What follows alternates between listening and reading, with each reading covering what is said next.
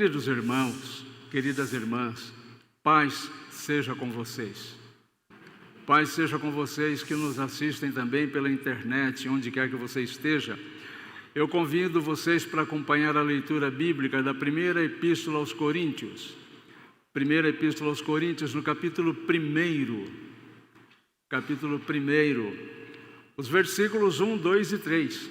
Os 3 primeiros versículos do capítulo 1 de 1 Coríntios. Assim escreveu o autor sagrado: Paulo, chamado pela vontade de Deus para ser apóstolo de Jesus Cristo, e o irmão Sóstenes, à igreja de Deus que está em Corinto, aos santificados em Cristo Jesus, chamados para ser santos, com todos os que em todo lugar invocam o nome de nosso Senhor Jesus Cristo, Senhor deles e nosso. Graça a vós outros e paz da parte de Deus, nosso Pai, e do Senhor Jesus Cristo. Não feche a sua Bíblia, deixa a sua Bíblia aberta, nós vamos voltar a esses 3 versículos e aí fica mais fácil para você acompanhar. O título da minha mensagem é O Caminho para a Felicidade. Quando eu li esses 3 primeiros versículos, eu compartilhei com a pessoa como pode ter uma mensagem aqui nesses 3 primeiros versículos. Parece que não tem mensagem nenhuma aqui, não é? Para transmitir para a igreja. Mas para nós entendermos esses 3 primeiros versículos, nós precisamos entender todo o contexto da epístola de Paulo aos Coríntios. A carta, essa primeira carta de Paulo aos Coríntios, ela se divide pelo menos em 5 partes, a carta como um todo. Tem uma introdução, da qual faz parte esses 3 versículos que nós acabamos de ler. Tem a primeira parte, que é uma resposta de Paulo às notícias de Cloe. Tem a segunda parte, que é a resposta de Paulo às perguntas dos coríntios. Tem a terceira parte, que fala da ressurreição de Cristo e da ressurreição dos cristãos. Tem uma conclusão e as saudações finais. E dentro de cada uma destas partes, uma diversidade muito grande de outros assuntos. Hoje nós vamos abordar a introdução da carta, que são esses 3 versículos que li para vocês. Entendendo o contexto da carta, nós vamos entender que esses 3 versículos têm uma mensagem muito importante para todos nós. Esta carta, que foi escrita pelo apóstolo mais ou menos na primavera do ano 56 depois de Cristo. Uma carta que representa uma igreja que passava por grandes dificuldades, uma igreja que vivenciava momentos de alegria, momentos de tristeza, momentos de infelicidade e quase nunca momentos de felicidade duradoura, porque rapidamente essa igreja, acostumada a viver com problemas, se envolvia em outros problemas. Felicidade, ela é perene. A felicidade, ela é ligada à autoconfiança, à serenidade, aquela sensação de dever cumprido, um sentimento de paz interior. A felicidade é algo que pode ser duradouro, ao contrário da alegria. A alegria está ligada ao êxtase. A alegria, ela nos liga ao momento presente e nos conecta com o aqui e o agora. Portanto, a alegria, ela é feita dependendo do estímulo que nós temos. Não é? Como, por exemplo, quando o Palmeiras ganha, eu sei que todos vocês aqui ficam muito felizes. Esse é um momento de alegria para todos vocês, principalmente para o Arthur, né, Arthur? Não é isso? Então, o Arthur falou que então não se discute mais. Então, esse é um exemplo de alegria. É alguma coisa que não dura muito tempo. Na nossa vida nós temos diversos momentos de alegria, mas nem todos vivenciamos momentos felizes. Com relação à igreja de Corinto, nós vamos perceber que foi uma comunidade que se afastou do caminho da felicidade. Num determinado momento, essa comunidade de Corinto deu ouvidos à pregação dos apóstolos e encontrou uma motivação diferente para estar feliz a maior parte do tempo, para logo depois começar a se envolver com coisas humanas, limitadas, coisas aqui da terra, e trazer para dentro dos seus corações essa prática de contenda, essa prática de coisas que desagradam ao Senhor nosso Deus. Então, ela se tornou uma igreja onde havia muita prática de imoralidade sexual, por exemplo, dentro da própria comunidade. Não estamos nem falando fora da igreja. A realidade da igreja de Corinto é a realidade que nós vivemos hoje. Não tem diferença. E sabe por que não tem diferença? Porque o coração malvado do ser humano é o mesmo o tempo todo. O tempo todo. Então a maldade do ser humano, desde a queda lá do Jardim do Éden, da queda de Adão e Eva, em toda a história da humanidade, o coração do ser humano é sempre malvado. O ser humano com muita facilidade busca o que não presta. É só nós verificarmos as criancinhas, por exemplo. Você ensina coisa boa para as crianças, demora de aprender, né? Aí vem aquele tio e ensina uma coisa errada para a criança, aprende na hora, não é isso? E não só aprende na hora, como começa a reproduzir aquela coisa inadequada. Presta atenção no seu papagaio. Não sei se alguém tem alma penada. Alma penada é o papagaio, né? Não sei se você tem papagaio, mas você ensina um cântico, ensina corinho, ensina um bocado de coisa santa para o papagaio, não aprende. Aí chega aquele primo estrambelhado e ensina um palavrão para o papagaio, aprende na hora.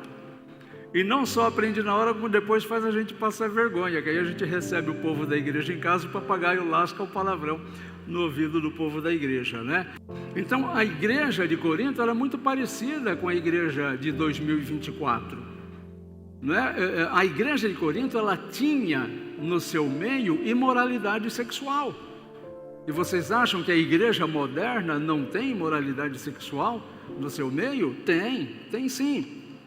A igreja, naquela época, a igreja de Corinto, ela era mutilada pelo mau uso dos dons.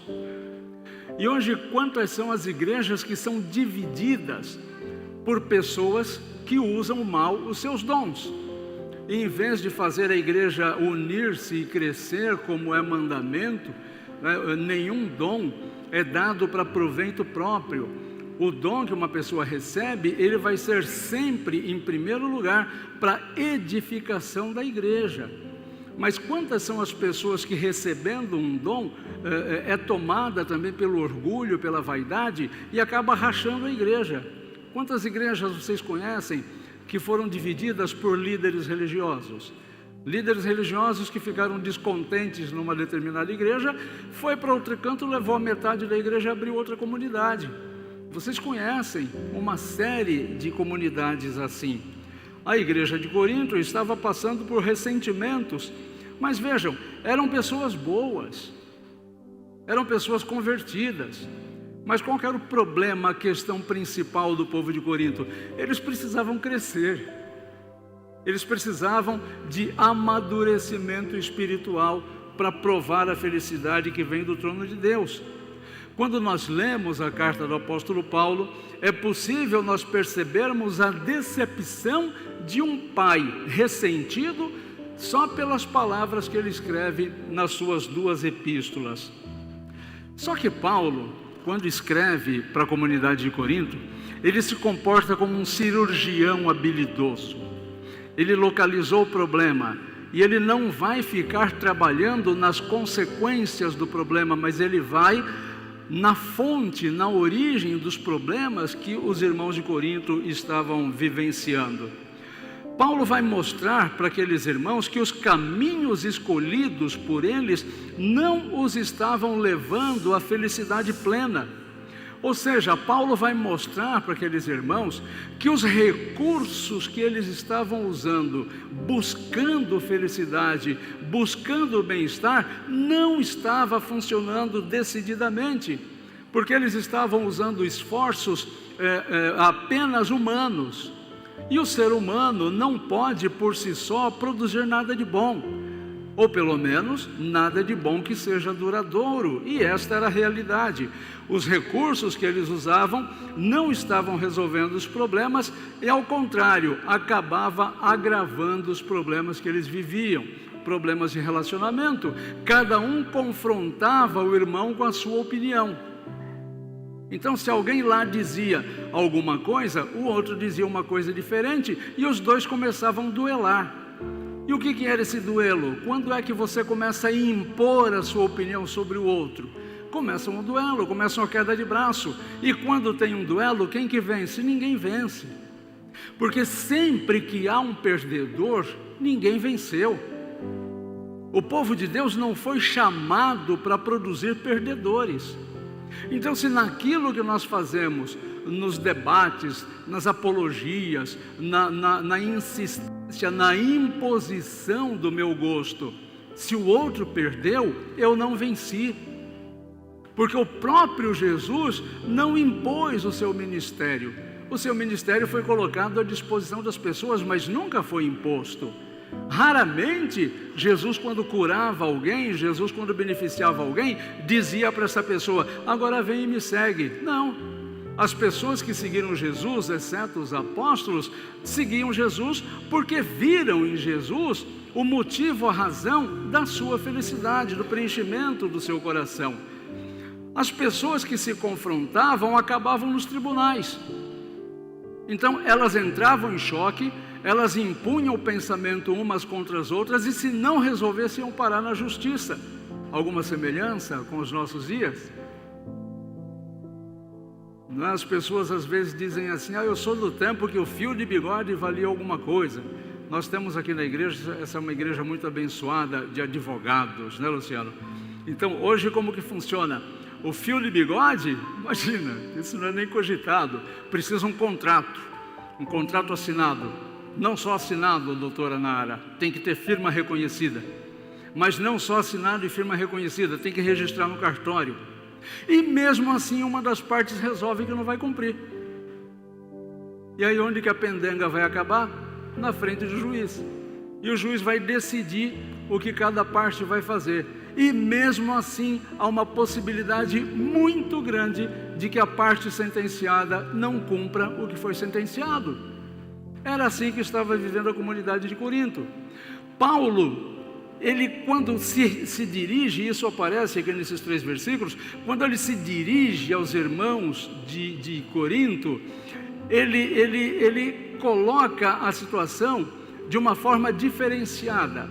Ele está dizendo nas entrelinhas que ele não vai abordar os problemas que os irmãos estavam vivendo com os mesmos instrumentos que eles abordavam, com os mesmos instrumentos que eles usavam, porque esses instrumentos já se mostraram ineficientes. Então Paulo está mostrando que vai usar outros recursos, não que Paulo não tivesse os mesmos recursos materiais humanos que os irmãos de Corinto tinham. Paulo os tinha, e de forma muito mais exuberante do que qualquer outro membro daquela igreja. Paulo, ele estudou em Jerusalém, aos pés de Gamaliel. Quem naquela época tinha essa grande oportunidade? Paulo, ele era um fariseu respeitado, um cumpridor das tradições judaicas, era um zeloso defensor dessas tradições. Paulo tinha cidadania romana, e por ter cidadania romana, isso o ajudou em diversos julgamentos aos quais ele foi submetido. Paulo era um fabricante de tendas para não depender financeiramente de ninguém. E mesmo assim, enquanto Paulo teve todos esses recursos humanos, tinha o seu coração vazio constantemente. Vivia caçando encrenca, vivia perseguindo os cristãos, e o seu coração não se preencheu até o momento em que ele teve um encontro definitivo com o Senhor Jesus Cristo. Só aí o seu coração ficou tomado de plena razão de existência, ficou preenchido em todos os seus cantos. É nesta condição que Paulo se apresenta no primeiro versículo da carta que nós acabamos de ler. Então Paulo vai levar aqueles irmãos de Corinto a redescobrir o caminho da felicidade que eles já haviam provado. Paulo sabia que caminhar pelas sendas do coração humano, vaidoso, enganador, não traria satisfação ao coração de ninguém. Paulo caminhou por essa estrada e não teve seu coração preenchido. Então olha como que Paulo vai se apresentar no versículo 1, olha aí na sua Bíblia. Paulo, chamado pela vontade de Deus para ser apóstolo de Jesus Cristo. Esta é a qualificação que Paulo usa para se apresentar. Eu não sou cidadão romano, eu não sou fariseu, eu não sou filósofo criado aos pés de Gamaliel, eu não sou nada disso, que num outro momento Paulo vai dizer, tudo isso eu fiz como esterco. Paulo se apresenta para ajudar aquelas pessoas em dificuldades desta forma: eu sou Paulo, chamado pela vontade de Deus, apóstolo de Jesus Cristo. Paulo já está dando aqui a informação de como ele vai abordar os diversos e profundos problemas vividos por aquela comunidade. Os caminhos escolhidos por Paulo o levaram à felicidade plena e ele ia compartilhar esse caminho com os irmãos. Aqui ele indica como ele iria tratar, e Paulo espera que os irmãos de Corinto também tivessem essa mesma postura. Aqui Paulo indica no versículo 2 como ele espera que os irmãos recebessem os seus ensinamentos. Veja o versículo 2. A igreja de Deus que está em Corinto, aos santificados em Cristo Jesus, chamados para ser santos. É assim que Paulo espera que as pessoas recebam o seu ensinamento. Santificados, santos, não como nós entendemos hoje a questão de santidade, de santo. Santo significa separado do mundo, pessoas separadas para Deus e por Deus. Por isso, pessoas santas, separadas, santificadas. É assim que Paulo queria que os seus ensinamentos fossem recebidos. Ou seja, eu sou uma pessoa, diria Paulo, chamado por Deus, apóstolo de Jesus. E agora eu vou falar para pessoas santas, chamadas por Deus para serem santas, para serem separadas do mundo. Percebe aqui como Paulo leva a comunidade para um outro nível de diálogo? Não vamos mais resolver os problemas da comunidade com as ferramentas humanas de enfrentamento, para saber quem é mais esperto, quem fala melhor, quem tem mais poder, quem tem mais dinheiro, quem tem mais argumentação. Não, não é isso. Paulo está dizendo, vamos elevar o nível da nossa busca pela felicidade. Vamos colocar isso no nível de santidade e de comunhão com Deus, com Jesus, que é o autor e consumador da nossa fé. Então, Paulo indica que vai tratar dos problemas de uma forma superior, que é a forma espiritual. Meus queridos, quando nós permitimos que a mentalidade da sociedade, que a mentalidade daquilo que nós chamamos de mundo, que as práticas, o modus operandi daquilo que nós chamamos de mundo, que é a nossa sociedade, entre na nossa mente, nós vamos rapidamente ser levados de abismo após abismo. Por mais que se inventem ciências que prometem melhorar a condição do ser humano, nós vemos pela história da humanidade que isso tem falhado de uma forma retumbante. A cada dia que passa, o ser humano está pior. Como diria o cantor popular, aquela música sertaneja que eu e o Isaías gostamos muito. O avião foi inventado para transportar as pessoas e não para jogar bomba nas crianças. O que nós vemos hoje, o instrumento, um aparelho que foi usado para que as pessoas pudessem se transformar, se transportar de maneira mais rápida, é usado para quê hoje? Para matar pessoas, para explodir pessoas. É isso que a tecnologia está fazendo com o ser humano? É isso que o ser humano faz com a tecnologia? Produz tristeza, produz choro, produz agonia. Ao final de cada problema resolvido, não se encontra paz. Não se encontra paz. O que as pessoas encontram? Mais ressentimento. É o ressentimento daquele que acha que venceu porque queria ter vencido melhor. queria ter tripudiado sobre o outro, porque não basta vencer, é necessário humilhar. Resolver o problema do vencido? Não, porque o vencido fica com aquela sensação, aquela carência de vingança, de retribuir o mal que ele acha que acabou recebendo.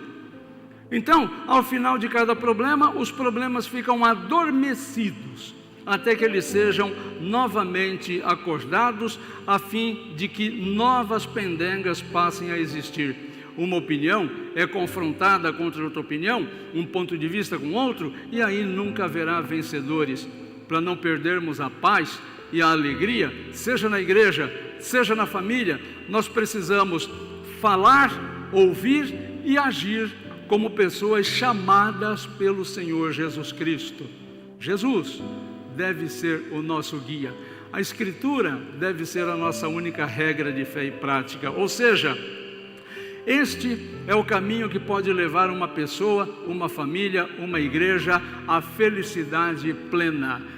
E digo, sem medo de errar, é o único caminho que pode levar o ser humano à felicidade plena. Então eu posso concluir, como está no versículo 3, o que se espera de quem ouve a palavra do Senhor e que vive pela palavra do Senhor. Veja o versículo 3. Graça a vós outros e paz da parte de Deus, nosso Pai, e do Senhor Jesus Cristo. Então é isso que uma submissão aos ensinos de Jesus pode produzir no teu coração. É isso que a submissão à vontade de Jesus pode produzir na tua família, na tua igreja, na tua comunidade, no teu espaço de trabalho, nos teus relacionamentos. Se você se submete à bondosa e amorosa vontade do Senhor Jesus Cristo, você receberá dele a graça.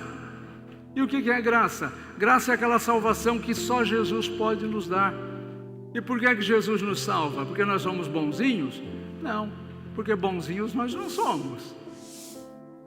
Jesus nos salva por quê? Porque nós somos bonitinhos? Bom, nem todos somos bonitinhos. Jesus nos salva por quê? Porque nós somos grandinhos?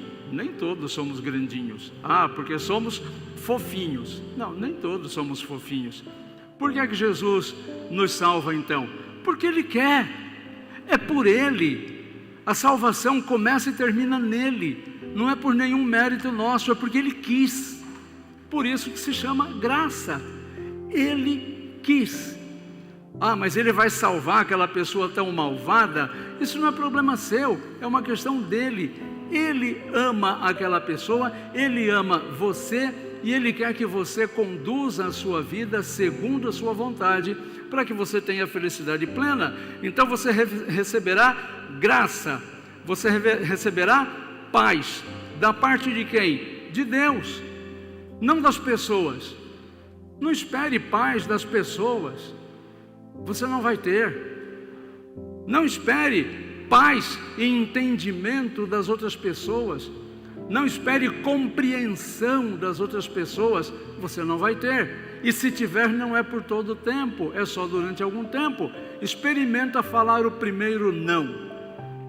No primeiro não, o teu cartaz de pessoa boa desmorona. No primeiro não que você disser, no primeiro não você vai frustrar o que a outra pessoa espera de você, estremeceu a amizade. Então não espere essa paz das pessoas. A paz que pode preencher o teu coração só pode vir do trono de Jesus. Este é o caminho que pode nos levar para a felicidade plena. Sempre que nós queremos resolver as coisas do nosso jeito, afastados da vontade daquele que nos chama, nós diminuímos a possibilidade de viver em paz. Veja, não significa, obviamente, que tudo será resolvido do nosso gosto. Absolutamente.